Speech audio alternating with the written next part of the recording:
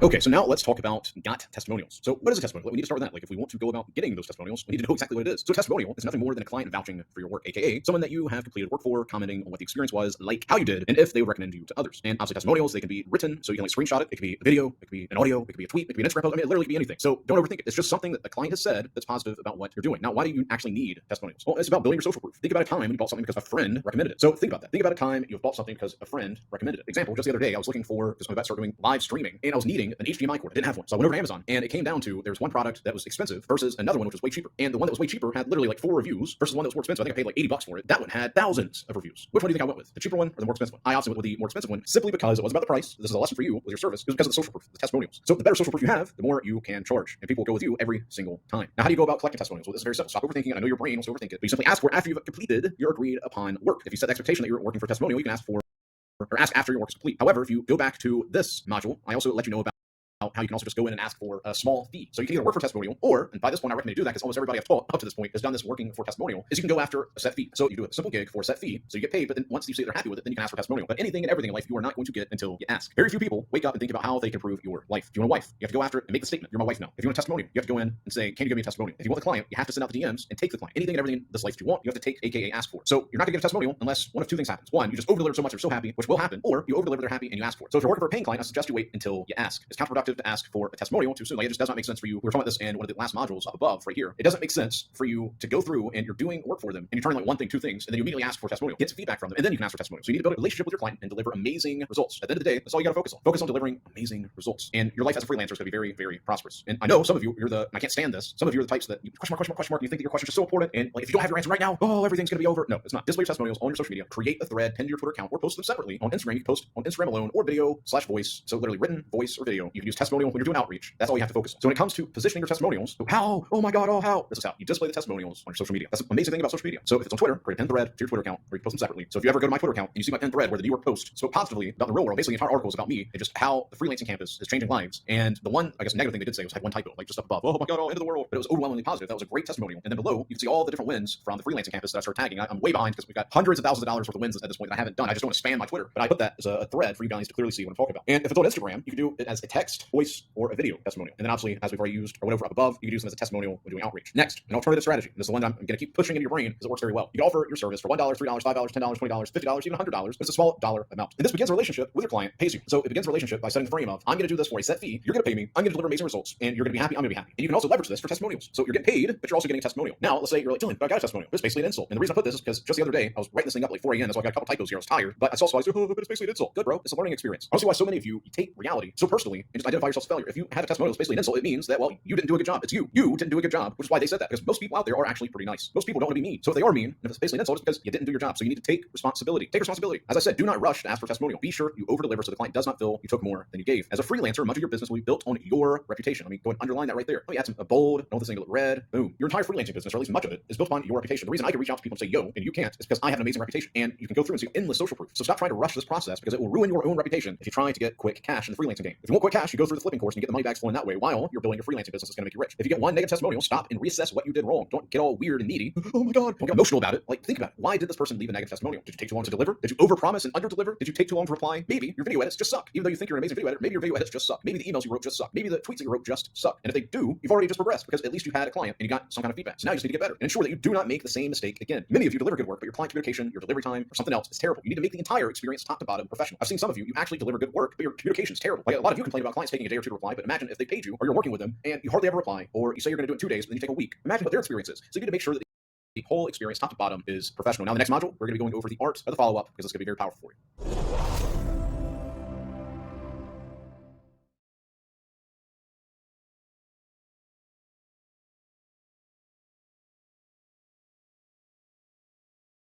Cool. Now let's continue. Let's move into testimonials because this is another thing that a lot of you, for some reason, overthink. It's one of the simplest things ever. It would be like if you overthink testimonials, it's like you overthinking how to add and subtract. It's one of the easiest things ever, but a lot of you overthink it. So a lot of you skip this part and then you cry to me about how nobody will respond to you. You have to understand proof of concept is king because everyone claims to be the best of this, the best of that. But very few people actually rock up and show proof of concept. What are other people saying about this person? What is their experience with this person? What results has this person actually gotten for another person? That's what a testimonial is. So if you actually show examples of your work, you will be taken seriously. Like, I don't understand how to make this any more simple than I already have. I'm one of the best professors at breaking down difficult concepts into simple, action-oriented steps. That's why I've become so successful, is because I can see something complicated and make it super simple. So this is what I did in the early days to close blog writing gigs. Like I'm talking about like 7 years ago. So this is ancient history by this point. I didn't understand freelancing nearly, like I understood freelancing like 1% of how I understand it now. So you have a massive advantage with having Money Magnet in your corner showing you the way. But that's what I leveraged in the beginning. Is I had a blog, or actually several blogs that I wrote articles for, my own personal blogs, and I leveraged my blog and hey, here's this article, here's this article, here's this article, here's another website I own, here's this article, and I leveraged that to start getting writing gigs. And I'm talking about at the time major supplement companies. One of them is actually a $1 million a month business at this point. So I leveraged the examples of my work to take on more clients. And I really want you to understand this, bro. In the beginning, as a beginner, you're not trying to make money. You're trying to get experience and testimonials. Because experience is going to give you much more money than you sitting here now trying to just make $10, $50, whatever like that. So you'll understand that if you skip testimonials, you are going to make peanuts in comparison to what you will make when you get testimonials. So you really need to get some testimonials, whether once again, working with friends and family, working in your local business, like doing local business outreach in your local area. Those are two of the easiest ways for you to get testimonials outside of you just practicing and doing it for yourself. When I started writing emails, I showed emails, and then later client sells. So what do I mean? What I mean is I was already writing emails for myself, so I showed my first client for email copywriting. I showed him examples of emails I had written. Ah, cool. This guy knows how to write emails. Let me give him a shot. And then as I started getting sales from my clients, then I started leveraging the results I got for other people, and I started giving those to, or using that whenever I was doing DMs as testimonials. So whatever your skill is, you need to have proof. If you do not have proof, it is going to be a very long and very painful process for you to make money in anything that you do. So you may as well do the easiest thing, or take the easiest path, which is get a testimonial. You don't need a lot of them. Literally one testimonial, you're good. And it's going to make everything so much easier for you, bro. So here are the types of proof. A DM stating what you did. So literally a DM, a video testimonial. Hi, Dylan was really good at writing emails. He helped increase my sales by XYZ. That would be a video testimonial. A Loom video of what you've done for others / yourself. So you making a Loom video, going over how you wrote tweets for XYZ person. Here's the results that they got from it. Here's the videos I've edited for this XYZ person. Here's the difference of like the before and after. Here's the results they've gotten. And then your own content showing you know what you're talking about. So you tweeting it out, you posting Instagram videos, you posting TikTok showing that you know what you're talking about. Now, this is a side note. When getting testimonials from people, I want you to pay attention, guys. When getting testimonials from people, don't just ask for a testimonial. Like, don't do that. A lot of people, hey, can I have a testimonial? And then guess what's going to happen? If you ask for that kind of testimonial, what they're going to say is, hey, working with Dylan is great. And that is not an actual testimonial. So if you've been working together for a month, so I don't literally start working with them in the same week as for testimonial. I would encourage you to stretch that out for 30 to 60 days. And then here's what you're going to ask them. Hey, David, I'm looking to take on one more client this month. I'd appreciate a testimonial, written or video, specifically around what you like about working with me and how I've helped you. I can keep this testimonial anonymous if you'd like. This is going to get you so many more better results than you're just saying, hi, I would like a testimonial. And why is that? The reason is because you're telling them it can be written, it can be a video, because both different people like different things. And then you also are asking questions. What you like, or what did you, let me change that. What did you like about working with me? And how have I helped you? And how have I helped you? That's what so you're asking them questions.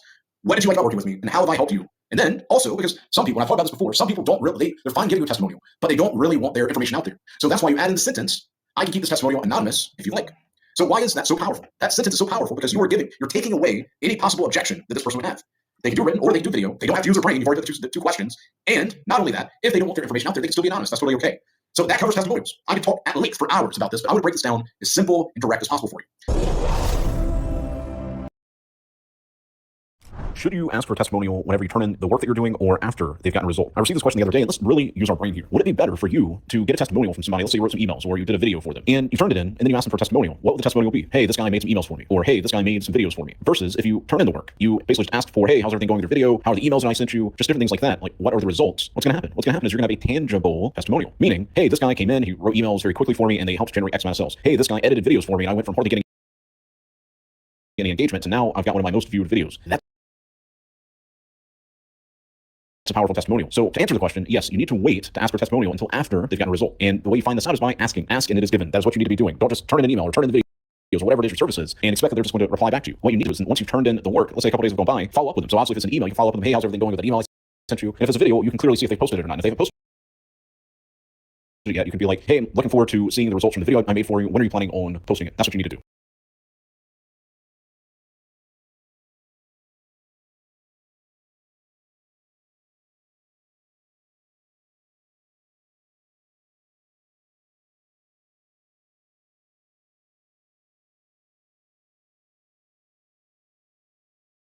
How can you begin speaking more clearly? And this obviously applies to your day-to-day life whenever you're having a conversation with a friend, a coworker, your family, but also, more importantly, whenever you're maybe speaking to somebody on the phone that you are going to be selling your services to. Speaking clearly comes down to, one, remembering to breathe. We're going to really go deep into this throughout the rest of this course. But one, reminding yourself to breathe. Too many times when you start talking, you forget to breathe. Maybe you're nervous that you're talking to somebody over the phone or over Zoom or maybe face-to-face. Like I know for me back in the day, about 8 years ago by now, if I was at a cash register or something, I would actually get nervous. And that was when I identified that I was forgetting to breathe. And if you forget to breathe, what's going to happen is your brain is going to go blank because you're not getting proper oxygen to your brain. So that's why, whether you're on the phone, whether you're in person, you have those moments. I know that you've had them where you literally your mind just goes blank and maybe you even forget what you were just saying. So you have to remind yourself to breathe. The second thing, and this is very important, and I'm actually using this on this video for you, is to speak slowly. Too many times, whenever we get excited, being nervous is just another form of excitement. We just have kind of identified nervousness as a negative, but it's actually just excitement. What happens is you start speaking really quickly like this, and then before you know it, you forget to breathe. You maybe start stumbling over your words, which then creates momentum to make you even more excited, nervous, and all that. And then before you know it, you start stumbling over your words, your brain goes blank, and then maybe stutter and all that. So the two main components behind speaking clearly is to remind yourself to breathe and remind yourself to slow down.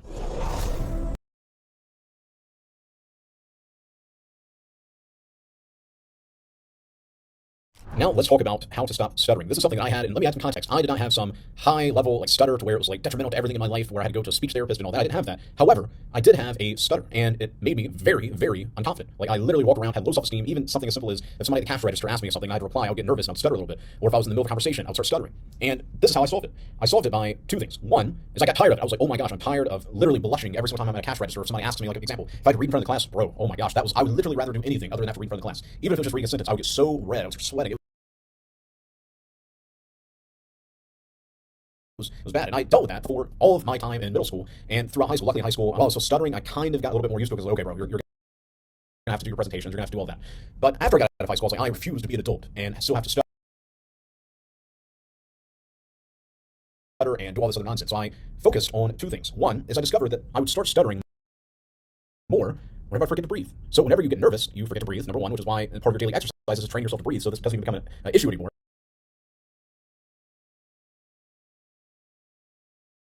You completely solve it much later on sales calls, or if I just in my day-to-day life, I would forget to breathe. And when you forget to breathe, well, now oxygen is not going to your brain, so you're going to have your mind's just going to go completely blank, which is what's that going to do? It's going to make you even more nervous, and you're going to start stuttering even more, but also your voice is going to be as powerful. So I want you to train yourself to start breathing. And so this is one of the solutions that I found that cured my stuttering, was I remind myself, and now it's default, so I very rarely have to do it. I do sometimes have to remind myself, okay, bro, breathe. Get a little excited, you're talking a little too much, just calm down, breathe, and then you can get back into it. So you need to get used to breathing and just keeping that oxygen flowing. The second thing, and this is what really cured everything as far as the stutter, and it started helping me gain better control over my voice. Because I even used to have a country accent. I was watching a video of mine. I'm sure you've had the same thing happen. Some of those old videos you see of yourself, and I was just like,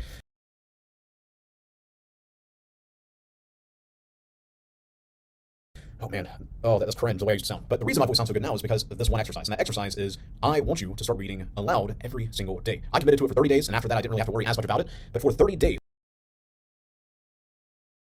I want you to start reading a page, 2 pages, 3 pages a day. I used to read an entire chapter because I wanted to fix this ASAP. But even if you read 1 page, 2 pages, 3 pages, that's perfectly fine. However, you're not just reading aloud. What I also want you to do is start recording your voice. So literally walk around, I don't have my phone with me, but walk around recording yourself. So you got a voice memo on your phone. You can even have a little headset in if you want. But I used to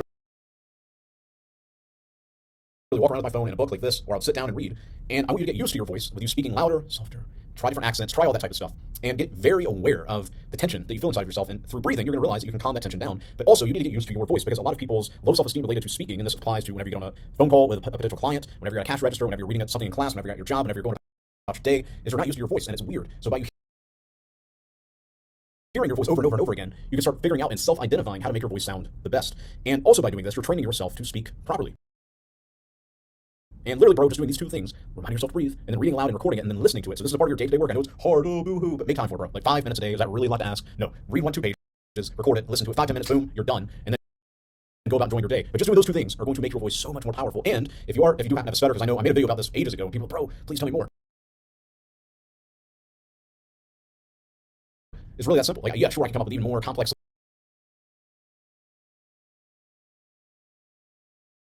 solutions, but one of the reasons the freelance campus has most of my wins is because I make things so simple. I hate complex things. I want to solve a solution, get the result, move about my day with a smile, be a beacon of positivity, and that's what I want for you as well. So do those two things, and I'll talk to you in the next module.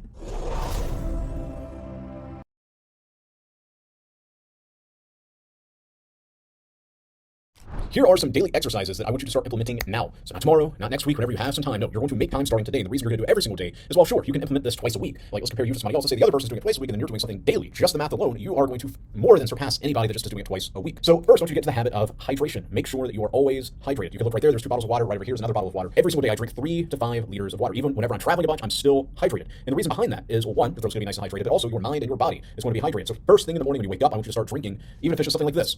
You can drink 3 of these easily within less than a couple minutes, and boom, you've already got a head start on the day. You're already getting hydrated. You could sit down and drink a liter of water, but I don't know how much time you have on a day-to-day basis. For me, the first hour, like I'm sitting outside in the sun, getting vitamin D, and I usually drink about a liter of water, and that gets my day going. I have my espresso and all that. Don't you understand this one simple quote that I created, and that is, a hydrated mind is a powerful mind, and it is so true. The more hydrated you are, the more powerful your mind is, the more powerful your body is, the healthier you are. So you need to make sure that you are hydrated. Now, the second thing that you're going to be doing daily is working on your breathing. Now, you're probably sitting there, breathing, I breathe all the time. Well, I can guarantee you that you don't breathe properly. Very few people breathe properly until they gain awareness or training or a mixture of both. So now you just gain awareness, now you have to train it. Most people, they have very shallow breathing. And if you notice, even on yourself, a lot of the time, you keep most of, like, your chest comes up a little bit whenever you breathe. What I want you to do is start breathing like the Buddha. And what I mean by that is make your stomach, you can't really see it on the camera, I'm not going to mess up the focus, but whenever you breathe in, I want you to breathe through your nose, make your stomach poke out a little bit, and then breathe out of your mouth. So I want you to get in the habit of training yourself to breathe through your nose and out of your mouth. A lot of people, and back in the day, I did the exact same thing. I was breathing through my mouth most of the time. Whenever you breathe through your mouth, not only does it mess up your speaking, but it's also not as filtered, it's not as deep. So if you train yourself to breathe through your nose and out of your mouth, whenever you're speaking to somebody, it's going to be much more concise and much more powerful. The next thing that I want you to implement is this. I want you to get into the habit of reading aloud. And the reason you want to get into the habit of reading aloud is, well, it's perfect training. We're going to touch on that one of the next modules. It's one of the strongest, most powerful exercises you can do to start speaking better. But I want you to get into the habit of reading aloud. And whenever you're reading aloud, speak louder, speak softer. You can even speak in different accents, just make it fun, like I used to do, like a British accent, a country accent, and all of that. But I want you to get in the habit of reading aloud. Don't overthink this, bro. You can literally read a page, you can read 2 pages, you can read a chapter, it's up to you. But the most important thing is that you read aloud daily. And the final exercise I want you to start implementing daily, just to get yourself into the habit of doing this, is whenever you're out speaking to somebody, I know, a lot of the time you like to mumble, or you don't want to speak a little too loud, you have to use your inside voice. That's what my parents used to tell me all the time. But that's a limiting belief. Now, yeah, of course, there are definitely times where you need to use your quote-unquote inside voice where you're not being rude or anything, but in your day-to-day life, I want you to get in the habit of speaking a little bit louder. And the reason you're going to do that is, a lot of the time, the reason you mumble, a lot of the reason why people kind of ignore what you have to say to begin with is because, well, you're not speaking loud enough. And you've got this filter in your mind that tells you your current voice is like how it should be, but it's not. It's a limitation, and that limitation is going to keep you poor, and it's also going to hurt your social life. So I want you to get used to speaking louder. There's nothing wrong with you speaking louder. Actually, there's a lot more benefit because the stuff you have to say is important, and the only way people are going to hear it is if you speak louder. So without overcomplicating this, I want you to stick to those things every single day starting now.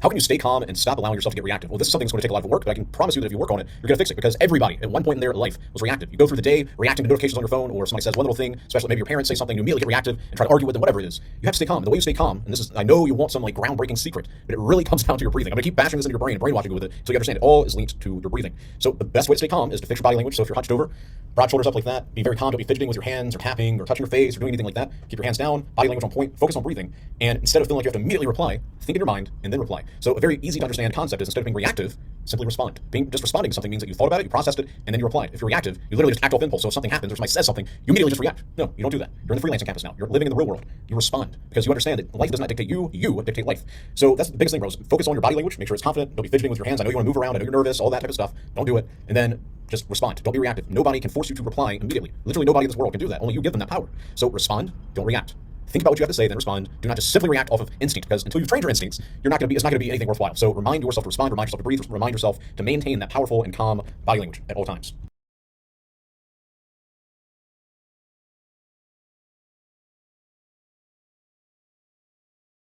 How can you stop forgetting what you're saying mid-sentence? Have you ever been in a conversation, or maybe you're giving a presentation to your class, or maybe you're even on a phone call with a potential client, and you're literally talking to them, and then mid-sentence you're just like, what was I talking about? Well, here is the solution. Number one is that is a sign that your brain is not getting enough oxygen to your brain. So how do you fix that? Well, you clearly already understand. You breathe through your nose, out of your mouth, nice, slow, deep breaths. But then number two, because this is something I even do to this day, because it still happens to me from time to time, is I keep talking. You'll reach a point, and this is a concept that I've been pushing. Experience breeds confidence. So if let's say I'm talking to a potential client, or just whatever, my day-to-day life, and I'm talking about something, and I kind of forget, which this hasn't happened in, about a year or two, but back whenever it did happen, what I would do is mid-sentence, just keep talking. Or you'll talk just a little bit longer, and then you'll ask them a question, and then they're going to reply to you, and then maybe your mind will start working because you'll be, okay, man, I need to breathe. And then you'll continue with what you're saying. So if you're sitting there having a conversation, let's say, let me just off the top of my head think of an example. Let's say I was talking to a client and I was telling him the importance of having a welcome sequence. So Chris, I was calling Chris. Yeah, Chris, so we're going to set up a welcome sequence for you, blah, blah, blah, blah, blah, blah, and I forget the point that I was making. And then what I would say is, so I mean, does all this make sense so far? Like, you understand clearly you need a welcome sequence. Does that make sense? Do you have any questions? And then they're going to reply. And then as he's saying that, you start breathing.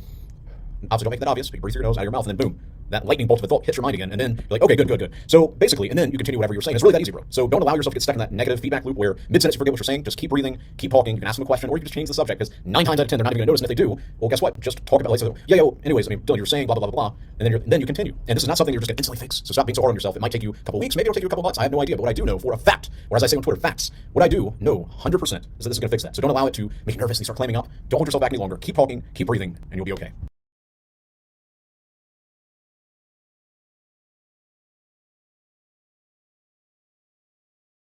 Quite a few of you have asked how my voice is so deep, and because some of you have found my old videos of mine from years ago, my voice is still kind of deep, but it was a little bit higher pitched. The way you have a deeper voice is understanding your tonality. The tonality is basically just the tone of your voice. So whether it's you speak up like this, or you speak down like that, like, you literally have control over that. It's all about the intensity of your voice and the breathing.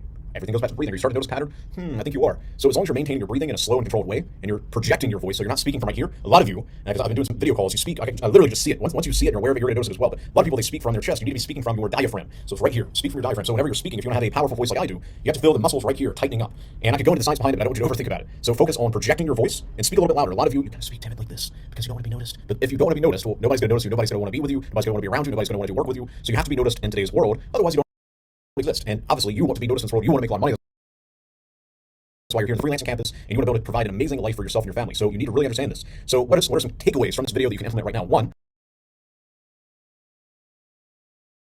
is focus on whenever you're speaking. You need to feel the power coming from right here, not up here. Two, stop being so timid. I know that you don't want to attract too much attention, but you need to be that person that everybody's like, I have no idea who that is. I feel like I should talk to them. That needs to go through your mind. You need to think like that. You need to move through this world like that. And number three is to speak louder. Too many of you, once again, you try to be timid, you want to blend in, but you need to speak louder. Maybe a little bit louder than what you're used to. Am I saying you need to yell like this? No, I'm not saying that. But whenever you're talking, don't speak low, don't mumble, focus on your breathing, speak calm and collected. Be very clear on what you're thinking, don't be reactive, respond, breathe, feel the power right here, and project your voice to that next person. Otherwise, people are never going to notice you. And if they don't notice you, then why are they going to work with you? Why are they going to have anything to do with you? Well, they're not. Unless maybe they're family or really close friends. But if you want to make it in the real world, you're going to have to project that power that we all have inside of us. So focus right here, focus on your breathing, be calm, don't react, be responsive. So respond, think about it, and you're going to crush it, bro. But that's really, at the end of the day, how you develop a deeper voice. And it's going to take some time. Obviously, some people are born with deeper voices than the others, but as everything in this world, you can train yourself to have that more calm, deep voice.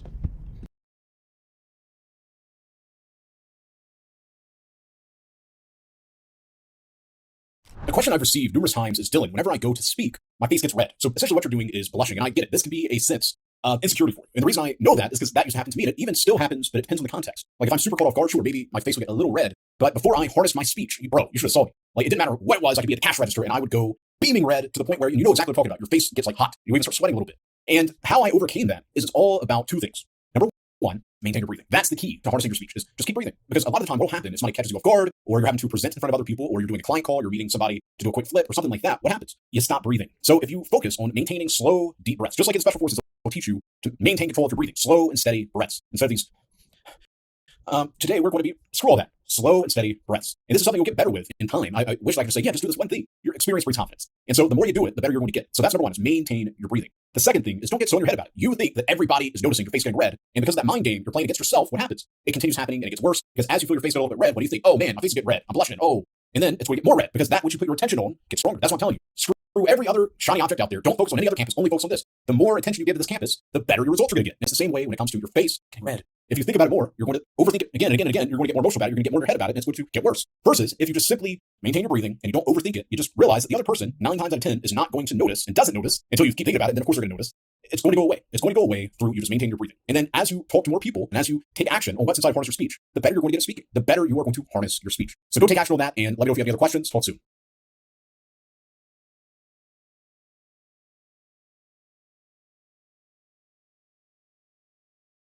How can you talk to important people? This is a question I get all the time, because a lot of people see the friends that I've got around me, they see the people that I'm networking with, and so you guys keep asking, how do you do it? How do you do it? It's really simple. Just shut up. Like literally, don't even be that guy that's trying to think about what to talk about, because especially if you're at a table of guys that are worth much more than you. Example, I was out at a dinner with a guy that's worth 500 million. He had another friend next to him that's worth around 50 million, much more money than I have. But I already know the game, and they ended up really liking me. They invited me to go out the next night. Now they're wanting us to hang out more. And why is that? Why is it that somebody such as myself can do that, but then other people, they never get invited back? It's because you feel this compulsion to prove yourself to them. And so what do? You start telling them all the things you're working on. You start asking them for advice. You start doing all that, and that is a huge turnoff, because they bring more value to the table than you. Now, of course, once you start building up a friendship with them and all that, then sure, you can talk more about that, but wait until they ask you. Do not talk about yourself unless they say so, man. So what do? And then you can go off on a quick like riff on what you do, but don't over talk. Don't spend the next 5-10 minutes just talking about, yeah, so I'm doing this and this and this and that. Like, oh, okay, yeah, so here's what I do. Boom, boom, boom, boom, boom. And that's all you have to do. So whenever you're sitting at the table with somebody that's important, whether it's a client, whether it's somebody you're trying to network with, remind yourself to not constantly talk about yourself. Only talk about yourself if they actually ask. Otherwise, just be quiet, sit back, be a cool person, because people of influence, people of like wealth, they want to be around people that aren't trying to take. Because think about them. They've got all this influence, all this money, and they're used to people trying to tap in and see, okay, I wonder if I can get his help on this. I wonder if he can give me money about this. I wonder if he can give me some advice on that.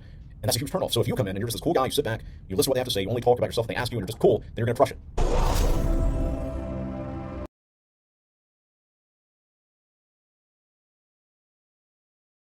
What should you do if you have to give a speech in front of other people? So whether you're at school or even outside of school, this is going to apply and it's going to change your life, so pay attention. Number one, as always, is focus on your breathing. What happens whenever you're speaking in front of the class or speaking in front of just really anybody in general is you forget to breathe. Your breathing becomes shallow, you're not taking slow and steady breaths. And what happens? Your hands start getting clammy, you start lighting up like Rudolph, you start sweating, your brain starts going blank, you start stammering, and it creates this endless loop of just a negative feedback loop. It's going to make you even more nervous, you're going to get even more sweaty. So as long as you focus on your breathing, you're going to crush it. But I do have some other tips and tricks that I want you to implement that are going to just fantastically improve your speaking ability, specifically whenever you're in front of other people. But as long as you can focus on your breathing, don't try to speak too quickly, just breathe. Because you're going to be nervous. That's totally normal. You're going to be nervous, and it's actually just excitement. But in your mind, because you're trained it, oh, I'm nervous, oh, I'm nervous, oh, you start getting all sweaty, and you start messing up. Breathe. Every time you feel that, that means that you're not breathing properly. So in through your nose, out of your mouth, nice, slow, deep breaths. Be calm and collected. Now, the next thing is to give yourself talking points. There's no problem with you having to look back at the presentation board, or maybe you've got a piece of paper in front of you. There's nothing wrong with that. But don't mess up in the sense of having it just be super complicated and like paragraphs of stuff. No, you don't need to do that. What you need is to give yourself bullet points. Bullet points, so make it nice and big, so make the font big. Space it out as well. That way it's easy to locate where you're at if you have to look up and speak. So it'll be like a couple sentences, boom, space, couple sentences, boom, space, and just do that. And that is going to give you talking points that's going to keep your mind on task.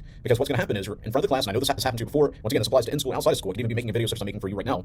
But what you do is you start breathing shallow, and then your brain starts going blank, and you start getting more nervous, and then before long, guess what also happens? What happens is you forget your train of thought. So that's why you need to have bullet points that you can then freestyle over. Now, you can also have like a couple paragraphs, but make sure the font is big, make sure there's plenty of spaces. But I really, really recommend that you learn the material that you're talking about and then be able to freestyle off those bullet points. Because I know for me personally, if I have to read a script, back in the day, if I had to read a script in front of the class, I would maybe even more nervous. Which is what led me to, what about if I just learn the material and then I sit down and I just freestyle off the bullet points? And boom, that changed everything. So if you can focus on these two key things, specifically your breathing, you're going to crush it, bro. So make sure you're breathing nice and deeply. And then number two is give yourself talking points. It's literally just bullet points. Make the font big, make sure that there's plenty of spaces and all that so you don't lose your train of thought. You're like, oh, what do I do next? So do this, understand this, and prosper.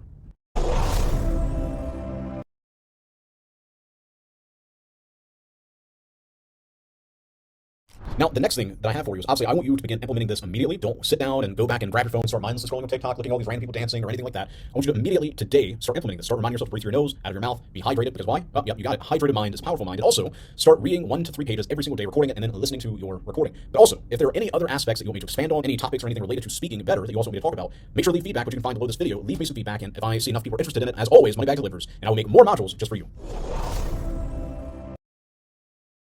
Okay, so you have now completed the Get First Client category. Now you can move into Build Social Media because that's going to give you a wide understanding of how to navigate social media, how to grow social media pages. So I do highly encourage you to go and just take a look at those course modules specifically for the social media platform you want to help your clients grow. However, if you have yet to secure a testimonial, you need to absolutely focus on only this category. I don't want you just going through every single course module that I have available to you. I want you moving forward, taking the correct action. Remember, success is very simple, and you don't need to be sitting there doing all these different things and checking out what's going on in this campus and checking out crypto and this.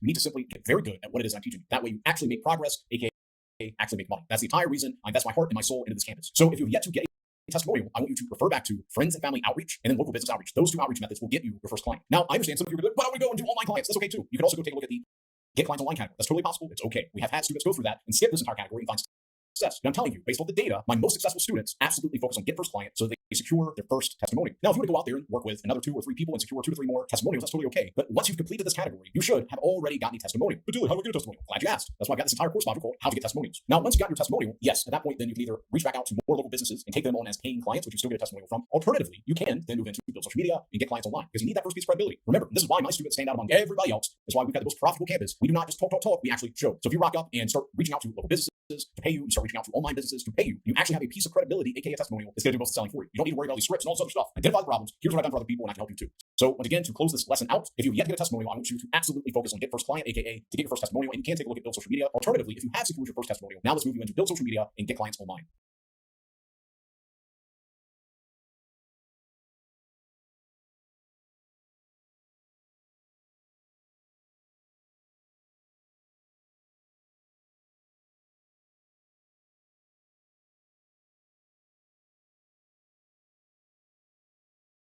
Inside of this course, you're going to be learning the principles of finding success on social media. Now, if you want a platform-specific course, obviously I've got that, whether it's X, whether it's Instagram, LinkedIn, Facebook, TikTok, etc. I already cover in detail each of the social media platforms that you're going to go out there and find success with. But the entire purpose of this course is to teach you the principles of finding success on social media. So you go through this, and from there you'll move into that platform-specific course, and then you can start growing the social media platform. So step number 1 is going to be obviously creating an account. If you don't have an account, how are you going to put content out on social media? It doesn't make sense. Now, most of you by this point already have a social media platform, so you don't even need to worry about this step. But if you don't yet have a social media platform, literally go to their website, Instagram.com, X.com, LinkedIn.com, Facebook.com, TikTok, so just download the app, and you sign up. Click sign up, put your phone number, put your email, done. Easy. That's the easiest part, just getting started. Now, from there, there's something called the habit of one. And the habit of one is going to be the determining factor on increasing your odds of success. And the habit of one states that you need to start posting content to one social media platform, get to the habit of posting content, and then from there, I'm going to teach you how to become a content machine. So you don't want to make the mistake of starting an Instagram, an X, and a LinkedIn, and a Facebook, and start posting because you're just going to overwhelm yourself. And I don't want you to quit. I want you to steadily increase the pressure so that you guarantee yourself success. So if you are a social media manager, I encourage you to start with Instagram or TikTok. If you are a ghostwriter or any kind of copywriter for that matter, I recommend you start with either X or you go over to LinkedIn. Now, LinkedIn is great for finding professionals. So people that run businesses, all that type of stuff, fantastic platform for that. However, that does not mean that on other social media platforms you're not going to find professionals, obviously. So if you're a web designer, I would encourage encourage you to start with either LinkedIn or you go out and you find people on, let's say, Instagram that have a brand that their websites suck. So you can go out, you can offer them landing pages, all that. Obviously, copywriters, depending on what type of copywriter you are. If you're an email copywriter, there's so many brands on Instagram and on X that could use your services. Or if you are a sales page creator, obviously, you can go out there and find so many people that need better sales pages. But as a social media manager, which is obviously the predominant skill that I teach here inside the social media client acquisition campus because it's just such an amazing skill, I would encourage you to start with Instagram and just get in the habit of posting content. Now, I understand you're going to sit there and overthink it and you're going, oh my gosh, what type of content do I post? Well, I've got you covered, bro. I've got you the content planning 101. You also have content ideas on top of the social media management chat so we can go back and forth on what you need to be doing. But you just need to get in the habit of posting content. That's the only thing I care about right now is that you start posting content. That's it. Just get in the habit of posting content and we'll take care of the rest from there. So when it comes to posting content, my phone's over there. Literally, just pick up your phone, record a video of yourself, and then edit it. That's it. And it doesn't need to be some crazy edit. Just edit out mistakes. And I teach that in the CapCut tutorial, which is located inside Instagram monetization. So inside of Learn Skill. Start posting that type of content, or you can go over to canva.com and go right here, Instagram swipe.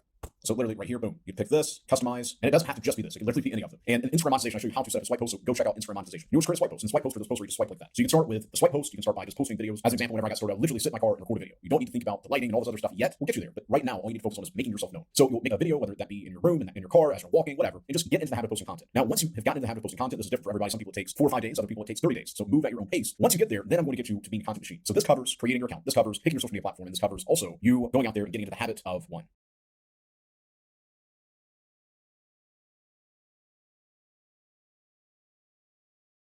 In this video, I'm going to talk to you about setting your bio, picking your header picture, your profile picture, and all that. It's one of the simplest things to do, but it's also very important. Now, I don't want you to overthink it. Just do something. That's all you need to do at the end of the day. Just do things. You do things, you'll figure out what works, what doesn't work, and then from there, you just apply the action steps that I provide you with. So when it comes to creating your profile, it starts with the intent. What is your intent? Well, your intent within the context of this campus is to showcase yourself as a personal brand and or an expert. You want to be seen as the guy for your chosen skill. Now, when it comes to setting up a header picture, this is not necessarily a good representation because it doesn't matter at this point. Back whenever I first started being that guy, I would literally have in my header picture exactly what I was doing. So right here, this just shows that I travel, which is obviously part of my brand. Let me go over to one of our students. Say, boom. Look at this. This is a pretty good example. He turns your videos into money. Come over here, video editor, social media manager, turn the videos into money by improving your books. 850K views. So what is this? This right here is social proof. He's got 850K views for his clients to book a call. You click that. So that's a very easy way to set up your bio and set up your header, set up your profile picture. So it shows he's a real person. Oh, cool. Turn your video into money. That sounds interesting. Come here. You know exactly what his skill is. You know, here's his unique offer. He's going to turn your videos into money. And then from there, here's the views. So easy. That right there shows you exactly what you're doing or what he's doing. Alex G. Let's go to Alex G. Managing your profile. So you don't have to DM me profile to get started. That's very good. It's got a CTA. Let's see. I help business owners grow social media via social media management. Then North Pole, that doesn't really need to be there. DM me if you want to make the most out of your social media profile. He's got a profile picture that looks solid. He's got a solid header. And then this. Now, you can apply the same on Instagram. You can apply the same on LinkedIn right here. And so this is something a lot of people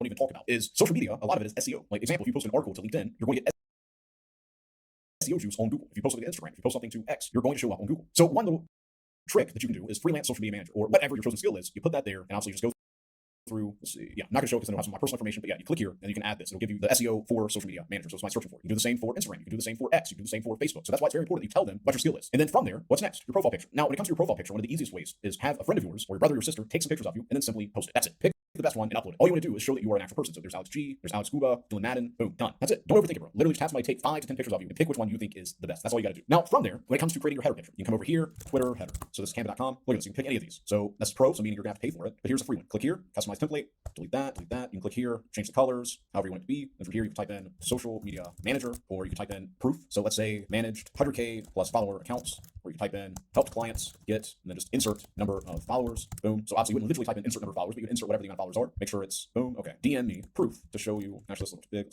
DM me proof to see my most recent success. Let's go to 50.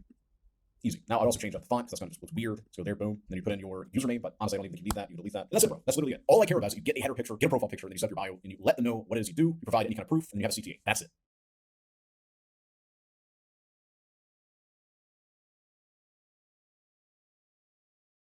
In today's video, I'm going to show you how to do replies on X. Now, you can utilize this exact same process on Instagram and all that, but we're just going to start with X. So whenever it comes to doing replies, you have 2 different types. So number 1 is replying to people who have replied to one of your tweets. So let's go down, let's find something good. Time. So most comments are going to be BS, but in the early stages, you want to make sure anybody that replies to you, you reply to them as well, because that's going to help increase the algorithmic exposure of your tweets. So on my end, there's hundreds of replies every single day, and I don't reply to even 2% of them. That's a place that I slack. I've been transitioning my focus into doing more calls for you guys. I've been tweeting every hour on the hour. So that's where my focus has been going. However, if I was just getting started and I didn't have like 115,000 followers, I would be spending 30 minutes a day doing replies. So let's see. Never trust a man who scarce speaks mine. Unfortunately, there are a lot of men like this in the world. Usually these men keep their mouth shut, keep a position in society or a job that makes them feel miserable inside but pays them enough to cover the bills sad. 100% agree. This is why in today's world, best solution to this is becoming financially independent, whether that's a side hustle or building a freelance business. Done. That's it. Some of you literally say, mindset is everything. Just expand on the conversation. That's what you got to do. You always be praying for your downfall. No weapon against me shall prosper. People around you can stretch your dreams and visions, or they can choke them. Careful you let in. Yeah, cool. I agree. However, when you are so focused on your mission and doing what you need to do, comma, they don't have much say / pull. Unfazed. True, if you look deep in their eyes, you become miserable, they become after selling their soul to the Matrix. Okay, so that takes care of that. I can literally sit here for another 10, 20 minutes. Now, let's say that now we're looking for people to build comments or build rapport with that you're going to close as a client. So number one, you want to make sure you're replying to every single person who replies to your tweet. Step number two is finding people. So social media manager, let's say that I'm a fitness person, let me type in keto. Because remember, you want to think about the niche, the overall niche that you're in. However, you're going to go into sub niches. So sub niches provide more detail. So fitness is too broad. You'll be searching all day long. But let's just look into keto. So let's type in keto. Okay, so this person has 6,000. Let's take a look at it. Oh god, some of these guys. Health brew. It's all about health brew. Wake up at 40 and brew. Yes, this person's content. So K engagement's pretty shit. 40 years on this beautiful planet. No, I've never felt better. Legend. Let me look a little bit more. Honor my birthday. It is what it is. Accept it. You can't change what happens. Harvest the good. The more you seek, the more you'll find. God is always good. Forgive the rest. It's gonna like it. So true. This is something I personally. Actually, no. Let's do this one.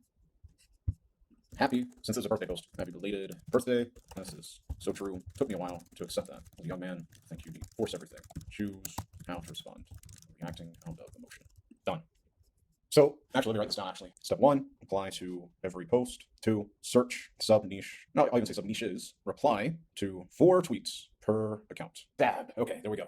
Boom. So I'll put that in action steps. Okay, let's continue. Let's reply to 3 more tweets. Yeah, I'm talking to myself, but are we thinking? I'm counting 3. We're going to say this word 5 times in a row. I'm going to ask you a quick question. You're going to answer the question out loud. 1, 2, 3. Silk, silk, silk, silk, silk. What do cows drink? Who said milk? Raise your hand. They drink water. They produce milk. I'm going to ask you a quick question. You're going to... Never thought about it that way. Very true. On top of directing your internal dialogue. Definitely make sure you're all thinking. And an emoji. Scroll down. work unless you fix this. Turns out there's a hormone in your body that blocks the usage and production of vitamin D. When this hormone is elevated, you can take all the vitamin D supplements you want in the world. It will not raise your blood vitamin D levels to get that effect. And vitamin D is crucial for health and longevity and for fat loss. It's not just the vitamin, it's also a steroid hormone. So what's the hormone that blocks this vitamin D production? Insulin. It turns out when you have high levels of insulin, it does not matter how much vitamin D you take, it will not be converted and used for vitamin D in your body. So have you tested your blood insulin levels? You want it to be in the single digits. Once you lower your insulin levels, then when you take vitamin D or get sunshine or eat vitamin D rich foods, you'll get the beneficial effect of vitamin D in your... Interesting. Oh, Twitter's doing a gay thing where it freezes. Okay, interesting. Never heard someone talk about that. I should definitely write up a thread in this with some tips on how to fix it. Done. So yeah, if I was trying to close this person as a client, if I'm not, let's see what's going on. I would reply another 2 times. Now let's go back to keto. Gotta get ready for that work sesh. Okay, let's get this done fast. Yo.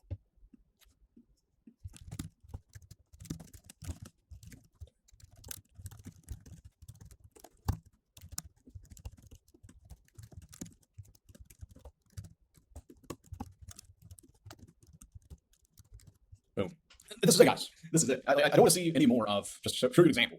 Day 4, and then me saying, mindset is everything. Carnivore is a mind game. Like, there are some of you out there that are literally replying like that. That doesn't add anything to the fucking conversation. So follow this process. Add upon whatever that conversation is. Add upon. And I'll be putting out more resources about this, but you have to understand that if you want to be taken seriously, you need to take them seriously. So if you say some bullshit like that, they're going to be, it's one of those guys. You don't want to be a reply guy. You need to be the fucking expert. You're representing Moneybag, you're representing SMCA, you're representing yourself whenever you're out there on the streets of social media. So this is how to find people. That's once again why whenever some of you are like, I've been looking for 30 minutes and I can't find anybody. Like, bro, we've been doing this for 14 minutes. And I've already finished most of the replies that you would be doing on a day-to-day basis. We found people that easy. Stop overthinking it so much. Just do actual replies. Find people within the sub-niche, not the broad niche, the sub-niche or sub-niches. So within fitness, there's keto, calisthenics, fat loss, bodybuilding. I mean, there's so many different things. I already showed you in the Client Accelerator program, and I already showed you in Get First Client and Build Social Media how to literally use ChatGPT to find copious amounts of sub-niches. So go get to work. Talk soon.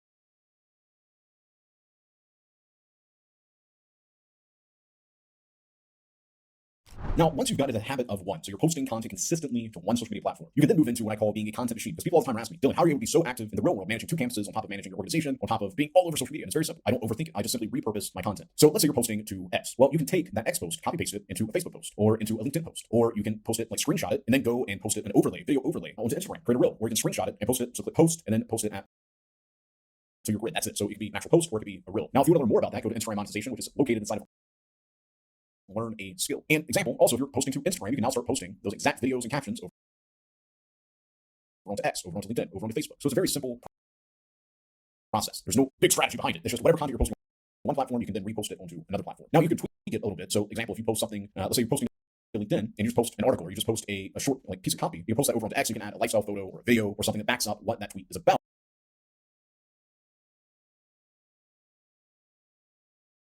But you just want, after you get in the habit of one, you then start repurposing that exact content. You can tweak it a little bit, but then post it over onto another social media platform. Now, if you have any other questions about that, let me know. But the biggest thing I want you to do is once you get focused on posting to one platform, then start repurposing it over onto another platform. I was talking to a student the other day on a live call, and he gave me an update. He was overthinking creating social media content. I was like, bro, just focus on one. And within the context of his offer, I was like, focus on Instagram.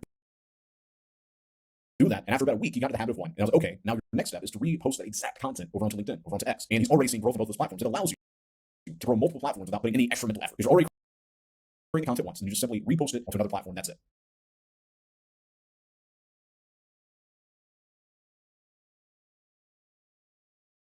Have you ever had a lot going on in your day-to-day life? Let's say something in school, or at your job, or some responsibility, or like in my case, doing a bunch of traveling, but you still want to keep the consistency going out for your social media and for your client? Well, the answer is yes. And that's why I came up with a strategy a couple of years ago called content batching. Now, you can apply this in many different ways. So I'm going to go over some of those right now. One is what I do with clients where we record video content. So this is something you can implement specifically with local businesses, is you will go to them once a week, or like in my case, once a month. I have a client, as an example here in Dubai, where once a month, I'll go to a spot, or I'll rent out a studio, or I'll go to a restaurant that I'm close friends with the owner, and we'll literally record 30 days worth of videos. It takes us about an hour, so I'll go there with the content topics, and we will take care of the recording, edit, boom, now he's got content for social media. Now, you can implement that with local businesses. Alternatively, if you, let's say it's with an online business, you just give them the content topics and have them sit down and record videos back to back to back to back, send them over to you, and then from there, obviously you'll take care of the editing, the posting, and all that good stuff.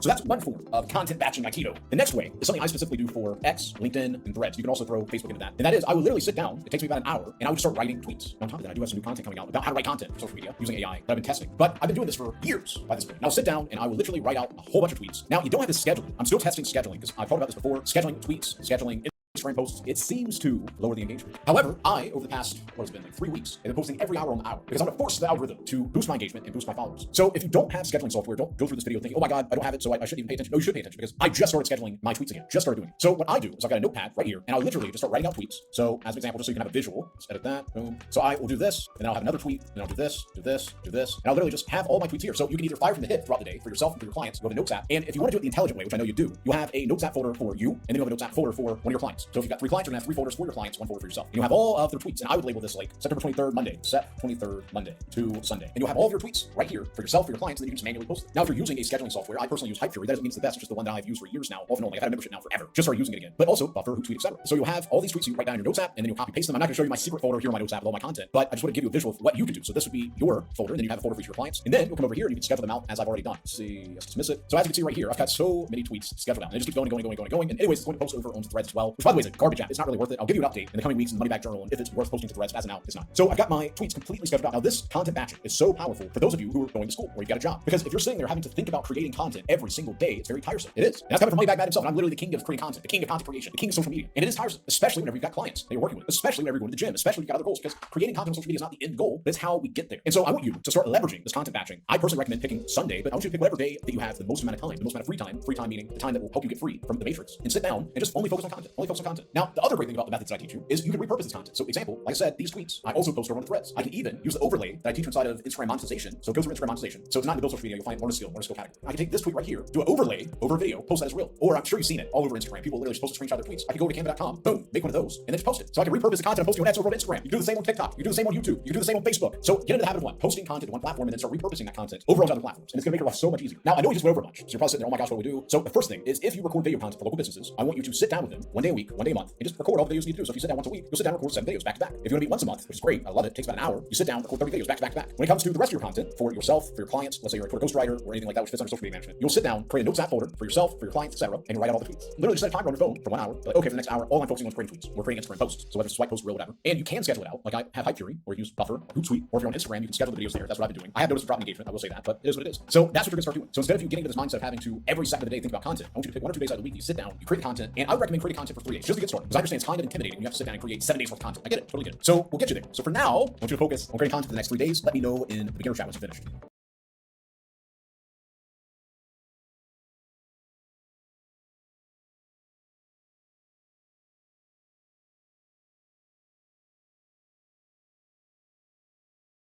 The key component that most people are missing when it comes to monetizing their skill is having an offer. Now, an offer is a very simple thing. It is literally what you are going to be offering as an exchange of value in exchange for the client's money. So throughout this course, we're going to be going into detail so that you can begin crafting your offer. That is the difference between having a skill and not making money and having a skill making lots of money. So make sure to take notes, make sure to take action on the action steps I'm going to be providing you with, and let's get to creating your offer.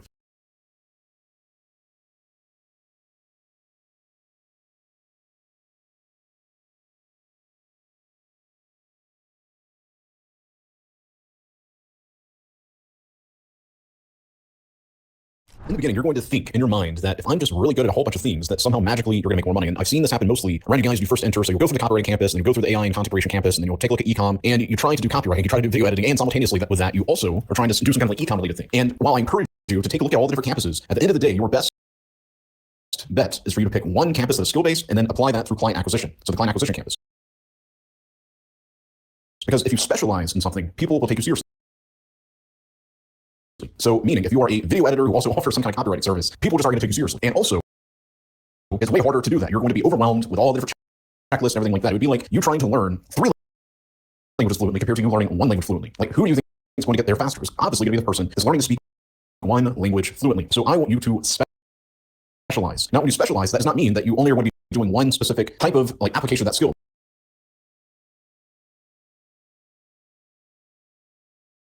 Now, let me give you an example. If you're a video editor, so assuming you go through the AI and content creation campus, you can do short form video edits. You can also do long form video edits, where you can do short form plus you can specialize in promo types of videos. Or if you're a copywriter, you could be an email copywriter who also offers sort of ghostwriting. That's okay. But at the end of the day, you need to specialize, and we're going to cover this throughout the rest of this course. You need to specialize around one specific key offer. And I'm going to teach you how to create different packages and all that. Don't worry about it. But it's going to be far easier and far more profitable for you because you're going to know exactly what you need to be offering to the niche or niches that you have chosen. So remember, specialize.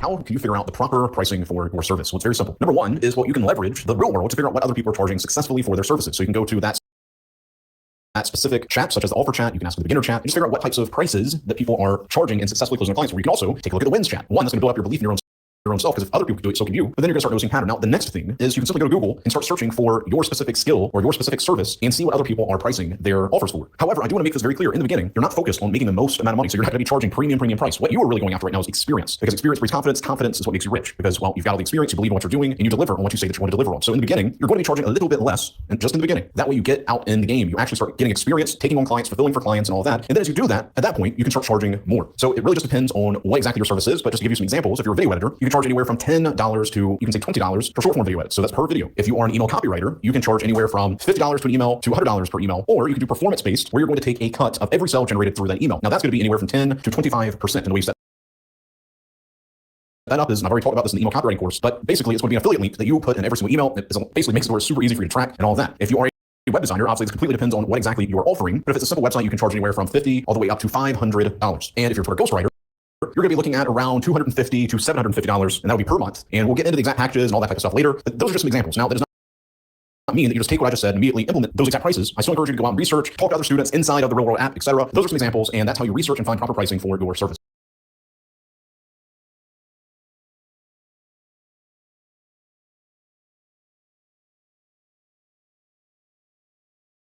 We already covered this inside the client communications course, but I want to go over it again because it is very, very important. I also encourage you to go through the client communications course in detail and take notes. But you need to set clear expectations with your client, because you don't want to just get started working with a client, especially when you start getting paid for it, and you're not specific on exactly what it is that you're going to be doing. And I put together modules called How to Set and Manage Expectations, and that's what, again, it's like client communications. I want you to go listen to it. But from the get-go, your client needs to be 100% clear on what it is that you are doing, and you need to be 100% clear on it as well, on top of whatever it is you actually need from them. So as an example, as an email copywriter, you need to have access to their email provider, whether it's ConvertKit, MailChimp, literally doesn't matter, just use whatever they have. You need to have login information for that, whether it's your own account or login details for their account. If you're a web designer, you need to know exactly what it is that you need to get the job done. If you're a video editor, you need to have access to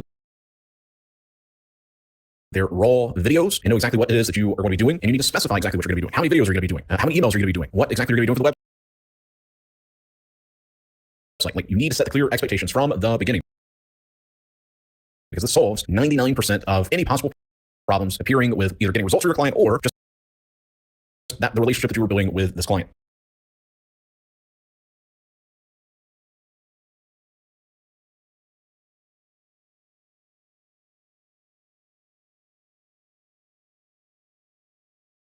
Should you use hourly or fixed pricing? So there are some cases where charging hourly does make sense. However, I've not seen it be something that you actually need to worry about. I always lean towards fixed pricing. So if you're editing videos, you charge per video. If you're writing emails, in the beginning, you're going to charge per email. But ultimately, if you're actually applying what I teach, you're going to put them on a retainer so that they're paying you for a bulk of emails, and they're going to be paying you per month. That's how you can get to where you go from charging $50 or $100 per email to, you got clients paying you $1,000, $2,000, all the way to like $5,000 and more dollars per month. So when it comes to should you charge hourly or fixed, I always lean towards fixed pricing because it's way easier for you, it's way easier for the client, it makes sense and all that. And also, any of the work out there that is an hourly type of thing, unless you're getting paid hundreds of dollars an hour, you're going to be just slaving away for an hourly wage versus if you're charging a fixed price, it doesn't matter how long it takes you to do the work. Now, of course, if you're being inefficient and you're taking your sweet time and just letting hours and hours go by, well, of course, you're going to be working a lot for little. And that's why it comes down to being intentional with your time. So I use this as an example before. I get paid the same amount of money for doing emails for my clients, whether I take 20 hours a week to do it or if I just sit down, I get it done, I'm very focused, and I complete the work in 2 hours. So your intent is always to be as intentional as possible. So you sit down, you're very clear on what exactly you're about to sit down and get done, and you do it in the most efficient way possible. So you're not going to be just sitting there mindlessly scrolling and then get back to work and then start walking around and get back to work. You're going to sit down and be like, okay, this is what I'm going to work on. Here's specifically what I'm going to do to accomplish it, and you get it done.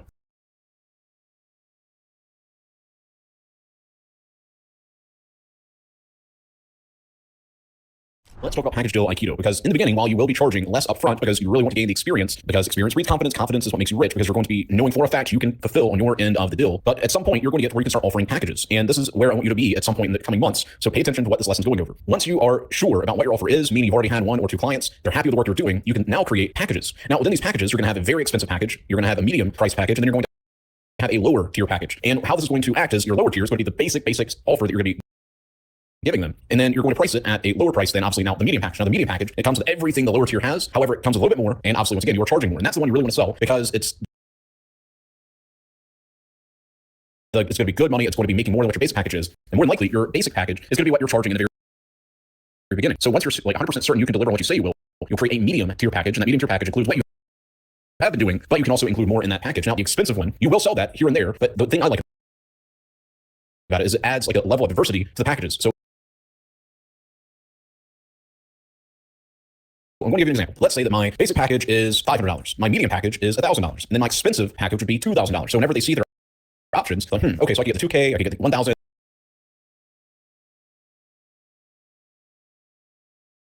and I can get the 500. Yeah, bro, let's go with the $1,000 package. That sounds really good. Blah, blah, blah, blah. So that's where you are going to go with the business. So in the beginning, it will seem a little bit slower. That's perfectly okay. But it's not that you're moving slowly. It's that you're gaining experience. But as you start identifying after you work with 1 or 2 paid clients and you see what it is they're actually interested in, use your brain, be creative, and think about, okay, I've got this basic package that people are actually interested in. What can I add to this package? So it's whatever the basic package is plus more that will make sense for them to pay me even more money. And then from there, it's very easy for you to create the package, and then you start doing package deal Aikido.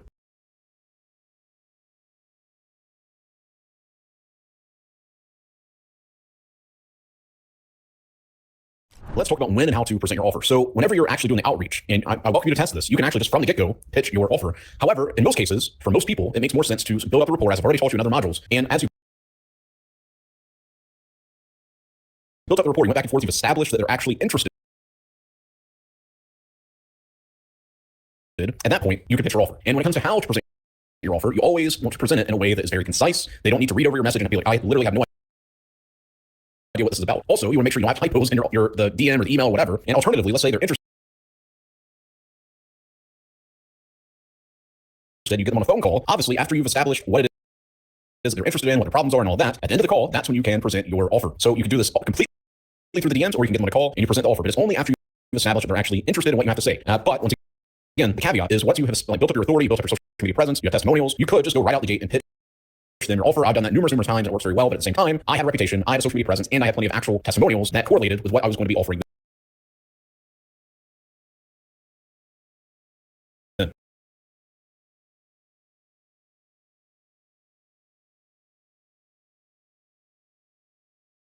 On your journey, you're going to be having a mixture of retainers and one-time projects. And there's nothing wrong with having one-time projects. Money in is always better than no money in. So if somebody offers, hey, can you do these videos for me? Hey, can you do these emails for me? Hey, can you write these tweets for me? Whatever it is, or a sales page, whatever, it's okay. It's okay to take the money. I've seen some of you literally turn down work because you're like, yeah, this is just gonna be a one-time thing. I want a retainer, so I'm just gonna turn it down. Don't be stupid, bro. Take the money as long as you can fulfill on what it is that they are offering or what they're asking for. So a one-time project is perfectly okay. However, the key for you establishing yourself is to get retainers or a retainer plus performance or just performance-based. So meaning you have money coming in on the regular, because at that point you can say, okay, I'm making $2,000 a month for my job. Now I've established these clients and I've got $2,000 a month coming in from clients. And you know for a fact that you're going to have about $2,000 every single month coming in. So all you have to do is take on more clients, and you can easily replace your job doing that. So the problem with one-time projects is it's going to go up and down, up and down, up and down. One month you might make $1,000, another month you might make 500, another month you might make 3,000. So one-time projects, at least for me personally, create anxiety. I like to know for a fact that I've got about XYZ amount of money coming in every single month. So you should always aim for retainers, and even once you have a retainer, you might have some one-time projects pop up from that exact client and take it. It's perfectly okay, because at the end of the day, as long as you can fulfill what you're telling the client about, take the work.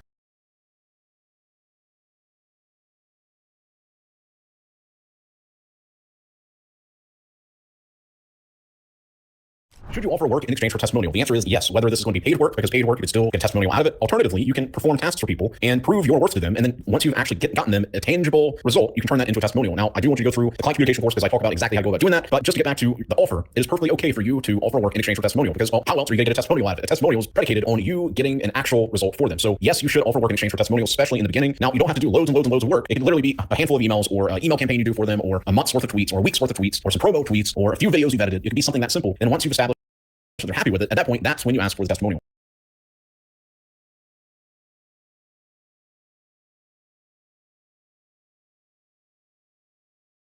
How should you offer working for low pay? Now, the one thing that you want to make sure you don't get involved in is looking for low quality types of clients who are going to be expecting the world from you for almost nothing. That's not what you want to do. However, it is perfectly okay for you to offer to do a set amount of work for a lower amount of pay to show your worth to them. And also, as we just spoke about, you can also get a testimonial. And in the beginning, more than likely what's going to happen is you have some low paying clients, and that's perfectly okay. There's nothing wrong with that because guess what you're doing? You're building momentum, you're building experience, you're getting paid, and all that. So it's very good that you're doing this. So that's the part of the journey in the very beginning is getting experience. And the great thing is what you're also getting paid from it. So whenever you're offering work for low pay, once again, you want to make sure that you set the expectation. So don't set the expectation of you'll do anything and everything for low pay. And you want some extra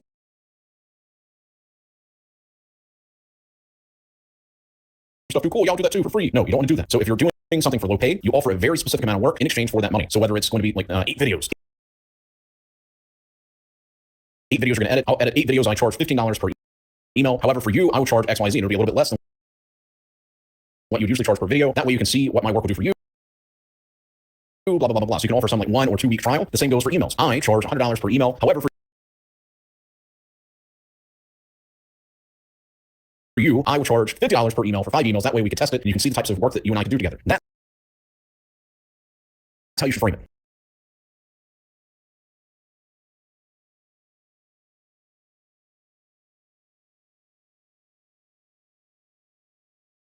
Let's talk about including bonuses and extras. So once again, as you are gaining experience in the beginning, I always encourage you to over deliver. This is something that's going to really set your reputation. It's going to make other people see like, wow, I can count on this guy. He always over delivers. And as you do this enough times, it's going to reward you. So yes, you totally can include bonuses. You can include extras. And the way you can identify this, just to give you some clear examples, is let's say you're editing some guy's short form videos. You can say, hey, this new interview that you have, let's turn it into like short, like clips that we can put onto your YouTube channel or your Rumble channel to get extra views leading back to your main interview that you just did. So send me over the raw video and I will edit it into 2 clips we can upload as 2 individual videos, and I'll just do it just so you can see what we can do. We can test it and see how your audience reacts.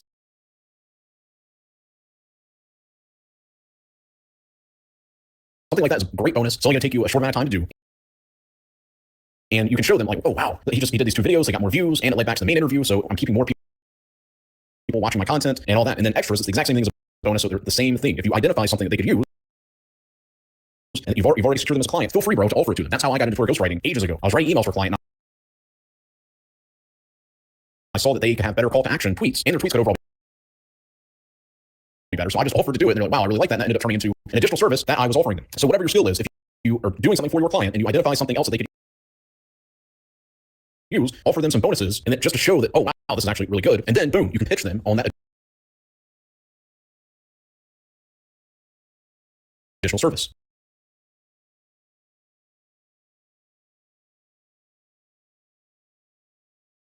So about the power of working quickly. Too many of you overthink every aspect of it, and so you end up working slowly, and then you start overthinking it, you start replying slowly, and then you come crying to me because, oh my gosh, this client doesn't want to work with me anymore. And then after you explain everything to me, I'm like, well, bro, you literally took way longer to do it than what you originally set the expectation of, and you ghosted him for 3 days. No wonder he doesn't want to work with you. That's very unprofessional. So you want to make sure that you are, once again, setting expectations, so you're very clear on what it is that you're doing for the client, what they're expecting, and then sit down and just get to work, bro. That's all you gotta do. So once you're clear on exactly what you're offering the client, then just break that into action steps, especially in the beginning, because you're completely brand new to this. Be like, okay, I need to write an email. To write an email, I need to find some kind of theme, then a subject line, and then from there, put together the email, and then from there, I have some kind of call to action, and from there, I'm going to read over it to make sure there's no typos, and then from there, I'm going to show them. Once they approve it, then we can send it. If you're a video editor, have a process for finding the video, for editing the video, for submitting the video to the client, and then for posting. And the more clear you are, the better it's going to be, and the easier it's going to be, and the faster you're going to be at delivering. Because the main reason you're slow right now is you literally have no idea about what you're doing. So just sit down, use a piece of paper, pen, write it out, step by step, what you need to do, and follow that checklist religiously. And then when it comes to responding to clients, clearly you need to respond as quickly as you can. Now, does that mean you need to literally be on your phone 24/7 as soon as they respond within 30 seconds? You need to respond? No, but you should not allow an entire day to go by where you're taking for reply to them. And if you, let's say you've got school, let's say you're going on some vacation, like anything that's happening in your life, if it's going to hamper your ability to communicate, you need to let the client know and be okay with letting them know. And they're going to be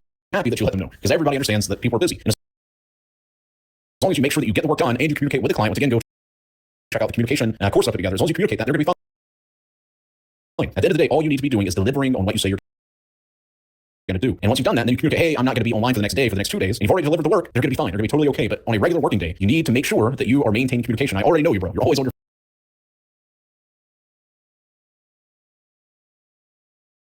phone. So that is even more reason that you should be responding in a very timely fashion.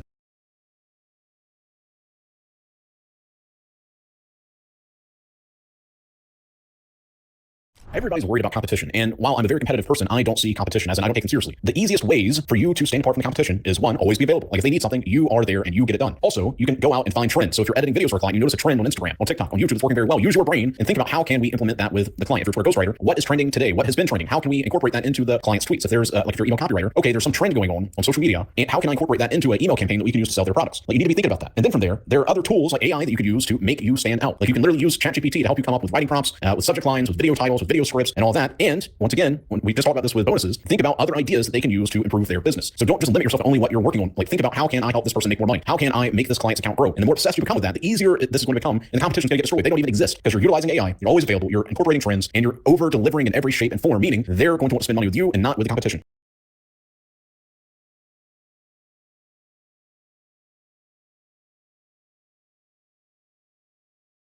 How long should you stay in contact after a one-time project is complete? Well, obviously for eternity. Like as long as you are delivering what you said you're going to deliver, that's somebody that's going to want to work with you forever. Like if anything ever comes up, boom. And if you ever need some extra work, you can reach out to them and say, hey, in case you need anything, blah, blah, blah, blah, I've got plenty of time. Now, how do you organize this? Because obviously you don't want to just have to remember it for eternity and have to remember the name and all that type of stuff because you know that's just not realistic. So what I want you to do is go to the Google Drive, create a Google Sheet called one-time projects or one-time clients.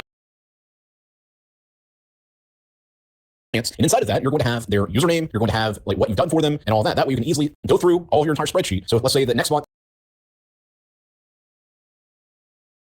a client of yours drops off or is no longer interested, or you want to take on more work, just simply reach out to them and see if they need anything, and you can pitch them a service or something like that. And that's once again after you've already fulfilled for them. And you can do that at any time that you want some extra cash flow coming in that month. It's very easy. So keep it organized and remember that.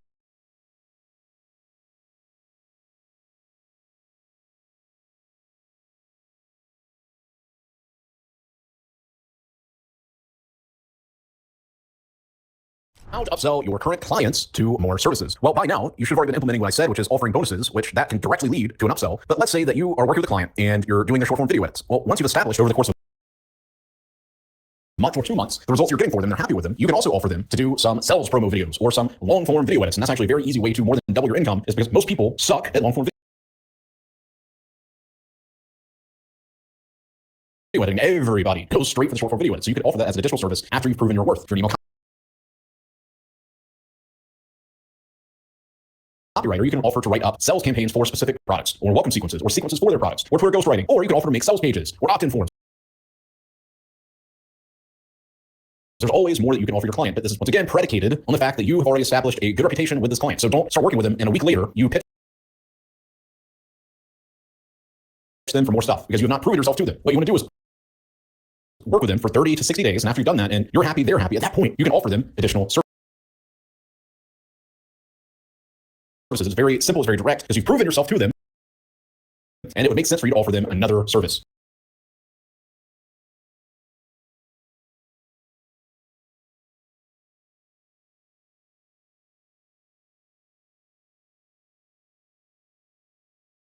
When it comes to picking your niche, you already have a clear understanding that you're looking for somebody that has an audience, they have engagement, and they have something to sell. Now, once you've identified people on Twitter or Instagram or Facebook that have those three things, the next thing you can do is see the people that they follow. And then from there, guess what? You're going to very quickly put together a spreadsheet of people that fit your criteria. Because more than likely, if they're following somebody in a similar niche, they also have something that you can help make them money with via your skill. Meaning, if let's say I'm a fitness guy, like I teach people how to do fat loss, and then I'm probably going to be following other fat loss, other bodybuilding, other just anything related to fitness types of people. So if you go through who I'm following, and you can very quickly identify who is worth your time, who you can help. Remember, if at any point you feel stuck, you can go to courses and find FAQ, where I more than likely answered your question. So specifically around niches, I've already answered the question numerous times inside the FAQ. So if you feel stuck, go to courses, click FAQ, and I'll answer your question there. So do you understand how quickly you can start putting together a list of people that you can offer your service to? You can turn one person and potentially 10 other leads to reach out to. And then from there, and I'll show you in later modules, I'll show you exactly what to do to reach out to them. You just build up the rapport, you hit them up in the DMs, and that's that.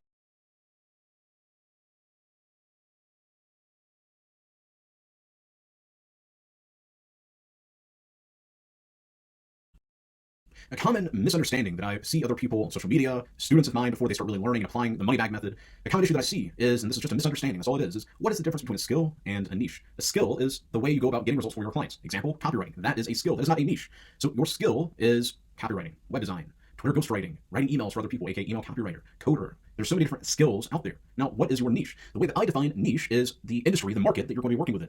Now, we can argue that, well, there's a niche for copywriting. Well, yeah, if you're talking about copywriting, you could put that into the niche, but that doesn't serve what you and I are accomplishing right now. So the skill is specifically what you offer other clients to get results for them, and in exchange for those results, you get paid money. At the end of the day, that's what we're doing. We're out here getting results for people, and since we're saving them time, we're making them money, etc., they happily pay us and retainer, performance-based, etc. Don't worry about that. We'll talk about it later. And then your niche is, as an example, crypto. As an example, making money online. As an example, fitness. That is your niche. Meaning, whenever I'm trying to find clients to offer my skill to, I'm trying to identify the different niches that I can work within. So let's say that I find a fitness person. Now, fitness is my niche. Email copywriting is my skill because I'm an email copywriter. So don't allow that misunderstanding to confuse you. Don't overthink it. You're still pretty new to this, so you have to understand you're not going to just immediately understand everything. It's going to come in time. So just keep moving forward and understand your skill is whatever you're doing and you're offering to clients, and then your niche are the areas or the markets that you are working within. So if you pick fitness and then you pick crypto, now your niche is the crypto niche and the fitness niche. Now you can go much deeper than that. That's a very surface level term, like fitness. There's many different types of fitness, many different types of crypto, etc. But I just want to make that clear for you. With that said, I'll see you in the next module.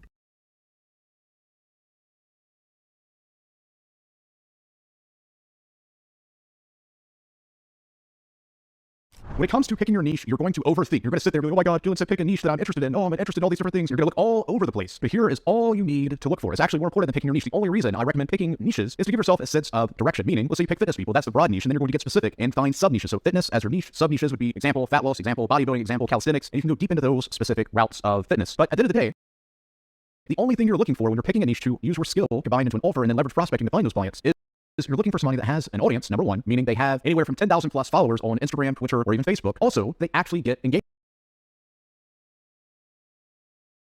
meaning they don't have 10,000 followers and they get 2 likes per post. Example, they'll have 10,000 followers, they get 200, 300,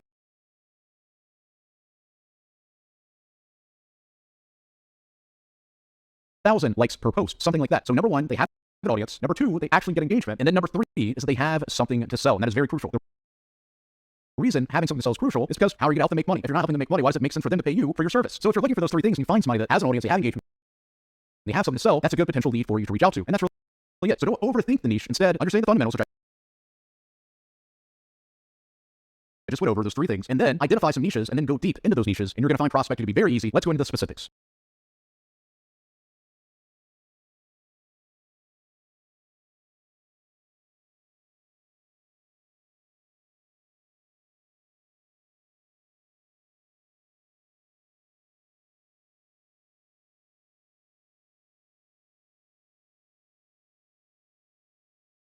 Today, we're going to be discussing how to use AI to find your perfect niche. Now, I would begin by saying picking your niche is literally the easiest aspect of freelancing. And I also want to add a disclaimer. I've noticed that a lot of you target the same exact clients. Every single one of you want to go to self-improvement, you want to go to fitness, you want to do all that. And you have to open your mind, wake up now. You have to realize that there's so many other niches out there that just self-improvement, making money online, and fitness. So this is going to massively help you in today's training using ChatGPT to find your niche. Now, whenever it comes to picking a client, because you have to understand, what I'm about to show you, it transcends every single niche out there. Because at the end of the day, you're working with specific clients. The only advantage that you have by picking a niche and even going deeper into that niche, so finding various versions of that niche. So to use fitness as an example, and I'm telling you guys, do not go into this unless you're already maybe into fitness, is when I say into fitness, like you're a personal trainer or something. If you were to go into fitness, you go into what I call a sub niche, which would be instead of fitness, you go into calisthenics or bodybuilding, and then you can even go deeper into bodybuilding. But all that does is give you a sense of direction. At the end of the day, if you find these 3 things, you don't even have to worry about your niche. One is finding somebody with an audience, whether they have 10,000, 20,000, 40,000, or 100,000 followers, doesn't matter. But you find somebody that has an actual audience. Now, I will say, if you go towards people who are 100,000 plus, well, a lot of the time they already have a team or they have something already in place. So meaning you're not really going to have much success with it. But if you find somebody in the 10, 20, 30, 40, all the way to 100,000 range, a lot of the time they have, especially if they're like, let's say around 10 to about 80,000 followers, you have a lot of potential with it. But you need to find somebody with an actual audience. Number 2, you need to see if their engagement makes sense compared to their following. Now, let me explain. What I mean is, if they have, let's say, 40,000 followers, but then you look at their actual tweets or their Instagram posts, for some reason, they only have, let's say, 2 likes, 5 likes per post. Well, obviously, that is not a good person to reach out to. So if they have an actual audience, they have engagement that makes sense. Now, number 3, and it's very important, so pay attention. Do they have something to sell, aka to make money? Do they have something to sell, aka make money? That is very, very important, because if they don't have anything to sell, how are you going to help them make money? However, I love simplicity. This is why those of you who listen and apply what I show you make so much money. Like every single time you actually just sit there and apply the stuff that I'm teaching you, you make money. And that's why you see so many people posting freelancing wins, you see so many people in the chats and they're making money. It's because they actually just sit down and apply the stuff, because I cannot stand complexity at all. I only like simplicity. How can I go from point A to point B, point C to point D? I don't care about how I get there as long as I get there in a very simple and direct way. So that's why freelancing campus is so anti-overthinking. There's no reason for you to be overthinking.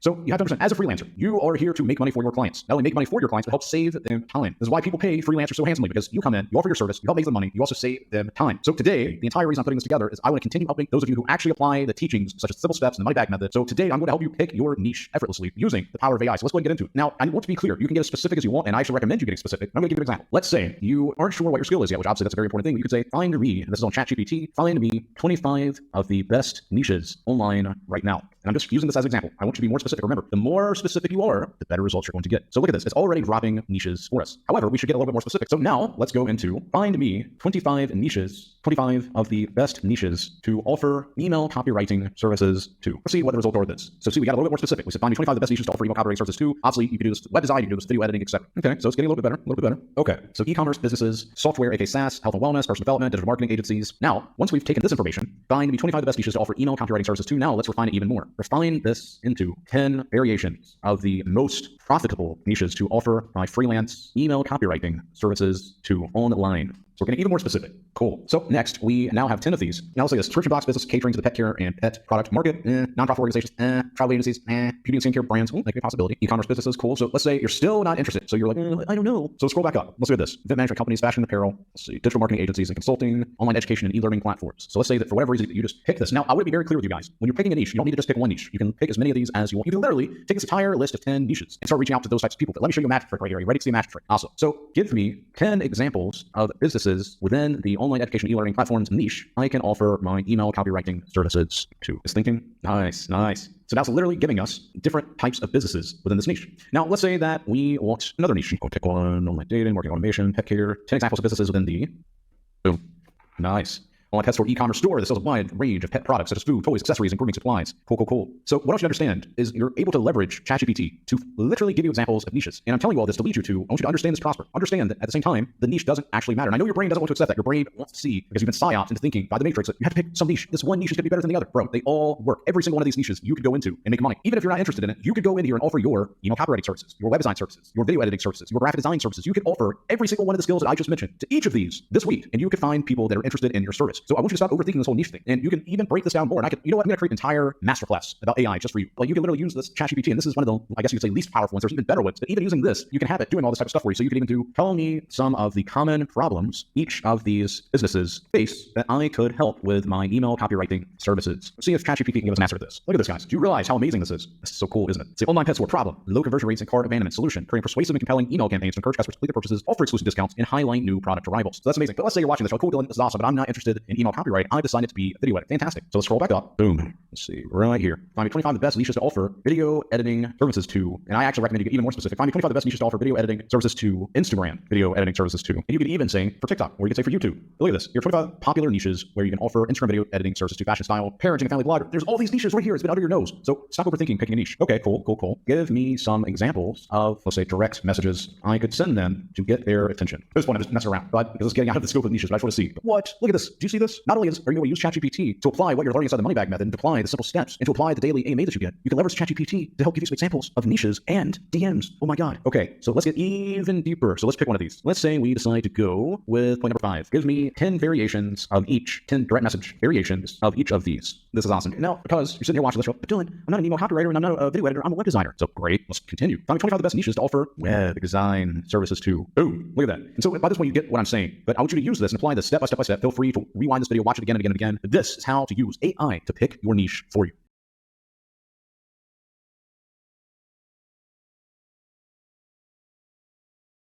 Today, we're going to be discussing how to use ChatGPT to summarize the niche that you've chosen. Now, you can literally use this for every niche. Now, to further add in the context that at the end of the day, your niche isn't the most important aspect. A lot of you, as a beginner, you get in and you literally waste weeks of your brain power trying to figure out what the perfect niche is. We've already covered how to use ChatGPT to figure out different types of niches. The most important thing is that you have a skill and you focus on getting results. So you find people in various niches that have an audience, they have actual engagement, and they have something to sell. You are here to help make your clients money and save them time. That is the most important. However, to help you better summarize your niches, I'm going to show you how to use ChatGPT. It is a very simple and straightforward way. So go ahead and pay attention. And as always, in everything AI, the more specific you are, the better results you will get. So let's start out from the beginning. Give me 10 niches I can offer my email copywriting services to who sell info products by promoting them on social media and building their email list. Let's just play around with it. Let's see what it tells us. So far, I'm actually not that impressed with these niches. However, once again, if you identify them and you figure out the people that have an actual audience, 10,000 to 100,000 followers, they have something to sell, you're good. So let's actually stop it right here and then say, give me 10 more niches following what I said up above. So let's just play around with it. So let's say that we're unhappy. Let's go into this. Okay, so it has now given us 10 further niches that we can go into. So your brain brain, you're going to be reading over this, like, cool, awesome, and then you're going to pick one that you want. So next, here's what we're going to be doing. We're going to pick one. Let's say that we decide to go with, let's just pick an easy one, online business and entrepreneurship. Give me a summary of what the online business and entrepreneurship niche is looking for. See, that's actually not that specific, but let's see what the answer is. Okay, so these are some of the common things that people within this niche are looking for. Cool, then, okay, done. So now we could say, what kind of email copywriting services can I offer online business entrepreneurship niche? Perfect. Excellent. Look at this, guys. This is awesome. So literally right here, and this is for beginners, because obviously the higher levels, once you make it into like certified and above, I start giving you more curated and higher level information. But as a beginner, the only thing that you're thinking about is getting results with your skill, to validate to your mind that the money bag method works, that the simple steps works, and that you can make money. Because there are people right now as young as 14 making money offering freelancing services. And if you were older than 14, you cannot tell me that there's a 14-year-old kid out there that's smarter than you or better than you. Don't quit. So leverage everything to create an unfair advantage for yourself, which is what we're doing here today for all of you who've just gotten started. So all you're focusing on right now is getting your skill and then making progress. So right here, it just literally gave you various services that you can then offer to people within this niche. But then if we scroll back up, the summary of the niche is this is what the people are looking for. So literally people who are like customers of this type of niche are looking for this type of stuff: expertise and knowledge, building an online presence, scaling and growth, monetization and revenue streams. But let's say you're like, okay, cool. Now let's scroll back up here and let's just pick something: travel and adventure. Let's say, write to me a summary for the this travel and adventure niche. So let's get a summary for this niche. Scroll back down. This is what types of people are looking for. This is a summary of the niche right here. And then you can go and say, what kind of email copywriting services can I offer a client of mine in the travel and adventure niche? And literally you could change email copywriting services to video editing services, web design services. And you can see this right here is why within less than a day or two, it should take you like 2 days max, you can pick a niche, you can figure out the summary, you can figure out what you need to start offering, and then you start applying the simple steps and you start seeing results.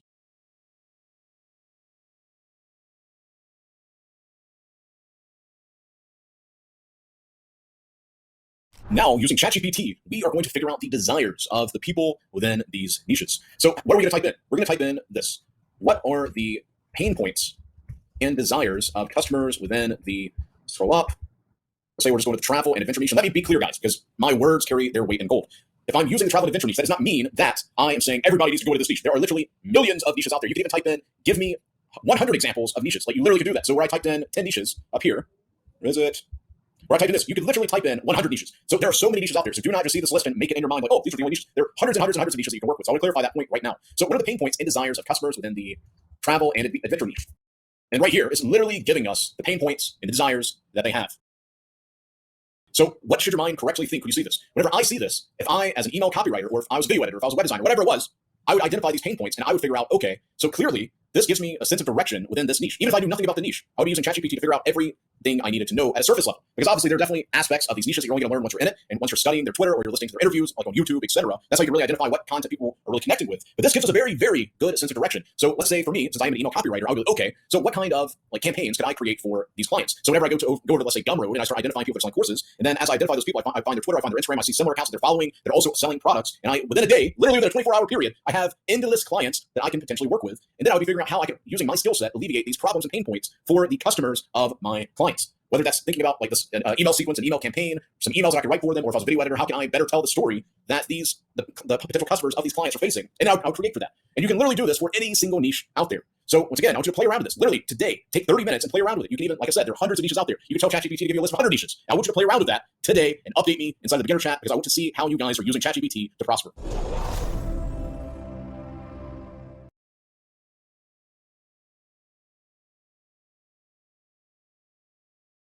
Now let's use ChatGPT to figure out the types of traits that people are struggling with inside of these niches. So let's identify the traits of people who are offering these services in various niches that we can start identifying and then going after, because this, once again, gives us a sense of direction. Now, I'm going to keep clarifying this point. There are hundreds of niches that you can go after. So I'm using travel and adventure just because that's the one that I have picked, but you can literally pick any of the niches, and there are hundreds and hundreds of them out there. So don't see me say travel and adventure and think this is a great niche. That actually, like, to be upfront, is not the best niche to go after. A lot of people in the travel and adventure niche are broke. So meaning, play around, figure out the different niches, and start offering your services. So what are the common traits people who offer travel and adventure? See, what are the common traits of people in the, let's just copy paste this, travel and adventure niche? Let's see, what are the common traits of people struggling? So in the travel and adventure niche, who are struggling to find clients have. So what are the common traits in the travel and adventure niche who are struggling to find clients have? What are, let's see, let's do that. Excellent. Okay, this is actually giving us some helpful information.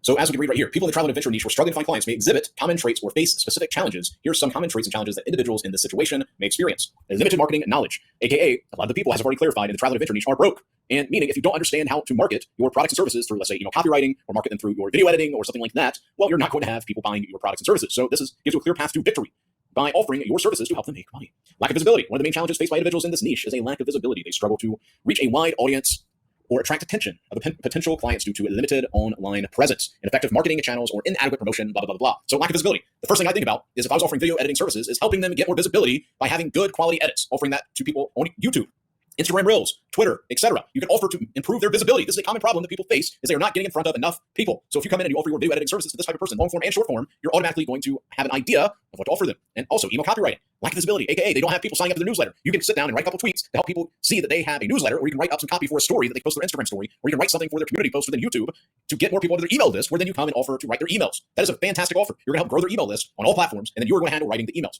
Let's see.